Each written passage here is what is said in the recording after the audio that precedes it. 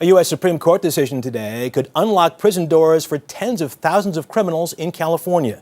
The court ruled that crowded conditions like these bunk beds and poor medical care violate inmates' rights.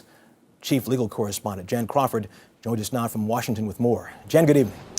Good evening, Russ. This case deeply divided the justices along ideological lines. It was a 5-4 decision written by Justice Anthony Kennedy, who joined the court's 4 liberals in saying the drastic remedy was necessary because the overcrowding was causing needless suffering and death.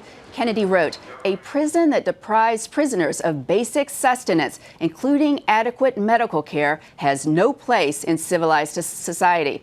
Now, this case produced an extraordinarily heated debate between the conservative and liberal justices. In dissent, Justice Samuel Alito said the court was, quote, "gambling with the safety of the people of California." He added, "I fear that today's decision, like prior prisoner release orders, will lead to a grim roster of victims." Now, Justice Alito referenced a smaller release in Philadelphia back in the 1990s that resulted in thousands of rearrests and almost 10,000 new crimes. But Justice Kennedy downplayed that threat to the public. He said that was overblown. He suggested that the state of California could take up to 5 years to cut the prison population and could also decide, which inmates that they were going to let go.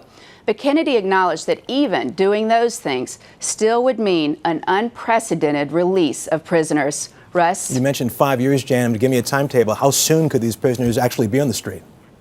Well, the court said that they can go back to the lower court and say, look, we need 5 years. So this does not mean prisoners are going to be out on the street tomorrow. They may have some extra time to work something out. Okay. Jan Crawford in our D.C. Bureau. Thank you so much.